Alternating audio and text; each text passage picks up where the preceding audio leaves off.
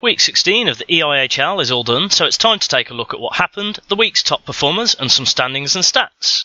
Week 16 started on Saturday in Edinburgh with the first ever Caps vs Giants doubleheader, and Belfast took the first 2 points with a 7-2 win, James Desmarais grabbing a goal and 3 assists to lead the scoring. In Brarehead, the Steelers continued their good form, coming home with a 5-2 win over the Clan after racing to a 3-0 lead in less than 8 minutes. At the Skydome, the Blaze and Stars finished 3-3 in regulation after the Stars took the lead with 59 seconds to go, only for Kale Tanaka to tie it up 23 seconds later. No goals in overtime meant a shootout, and the Blaze took the extra point after a successful Neil Trim attempt. The top of the table clash in Nottingham went the way of the Devils after they beat the Panthers 5-3, Thomas Kirker opening and finishing the scoring for the Devils. Finally on Saturday, the Fife Flyers hosted the Storm and took a 5-3 win thanks in no small part to having 9 power plays and converting a third of them.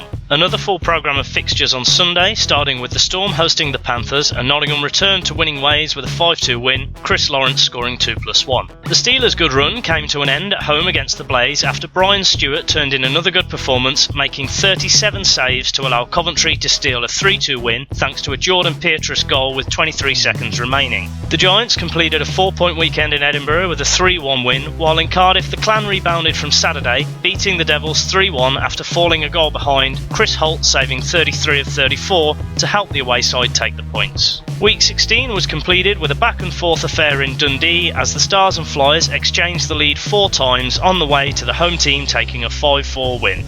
It was a week for sharing the goals around, and as such there was no clear leader with 14 players all scoring twice, including Chris Lawrence of the Panthers and Chris Beach from Belfast. Justin Fox led the league for assists, having set up 4 goals over the weekend, putting him ahead of a group of players who had 3, including the Storm's Matt Siska and Cole Lauzon from the Blaze. Fox was also one of those players with a couple of goals, and this means he also leads on points with 6, 1 ahead of James Desmarais and 2 ahead of Lawrence and Derek Walzer. On penalty minutes, it was the Devils' Lee Salters who led with a total of 28 from his game against the Clan, coming largely by way of a game penalty for roughing.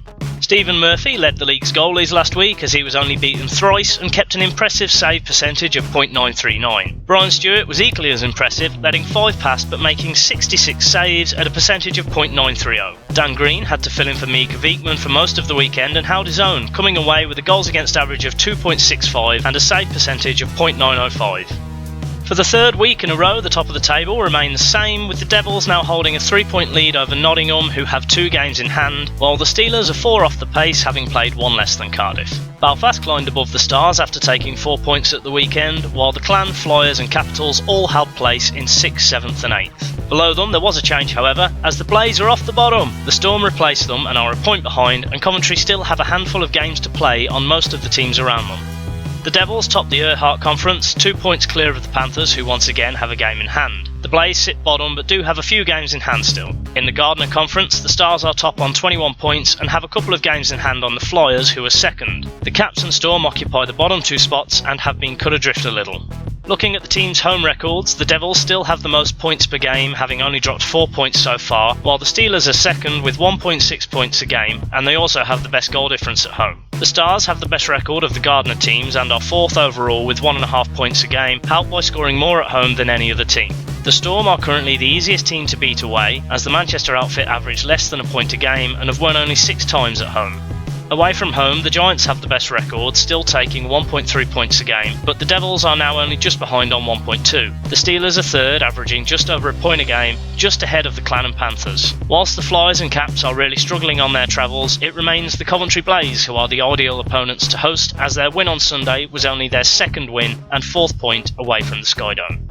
Moving on to special teams, and the league-leading Devils are top on the power play, having converted 23.5% of opportunities, maintained last week by scoring on a quarter of their power plays. The Giants drew a blank last week but are still second with 22.9%, while the Caps, who are only able to score once on 11 chances against the aforementioned Giants, are third and the only other team above 20% on the year. The Clan were the only other team to draw a blank on the power play last week, while the Steelers still hold the league's lowest conversion rate. Despite some power play struggles, the Clan actually have the best penalty kill in the league, killing 86% of their time shorthanded. The Devils were one of 4 teams to go perfect last week, the others being the Caps, Steelers and Blaze, and Cardiff are second year to date at killing with just under 85%. Ryan Hayes may have had his prolific scoring rate slowed down over the last few weeks, but with 24 goals on the season, he still leads the league ahead of Matthew Waugh and Guillaume Doucet, who have both found the twine 19 times. The Cardiff trio of Joey Martin, Andrew Hotham and Andrew Lord are leading when it comes to helpers, Martin top with 29 and Hotham and Lord on 28 and 26 respectively. The Stars' Curtis Lineweber is currently the highest non-Devil as he has 25 assists on the year.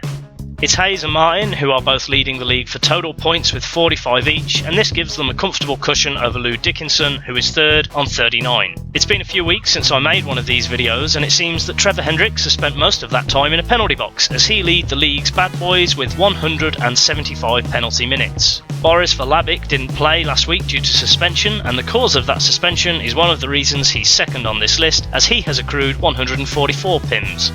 Chris Holt is now the league's leading goalie with a save percentage of .919, ahead of Ben Bounds and Mika Viekman, the latter still affected by illness and pulled less than halfway through his game on Saturday, who both have .911. David Brown of the Flyers isn't shown here, though his save percentage is the same as Pinch and Lacazette. Holt is also top on goals against average with 2.51, just ahead of Viekman, while Tyler Plant, who is yet to get back in the Steelers lineup, is third. Carson Chubak's GAA of 4.30 leaves him with the worst record in the league. Week 17 starts on Wednesday with a couple of games including a clash which could influence the title as the Giants host the Devils. After this, it's Christmas, insert your own noddy holder impression there, and then on Boxing Day we have some of the traditional fixtures including the Steelers vs Panthers and Devils vs Blaze. On Sunday there's a full programme of fixtures as those two games are reversed, and there's also a Scottish derby between the Capitals and Stars. That's everything for week 16, thanks very much for watching, and I wish you all a Merry Christmas and a successful one for your teams. Unless you're a Devils fan, then sorry, but we really need the points. If you enjoyed this review, please like and share, and subscribe to see more Elite League reviews in the future. Bye for now.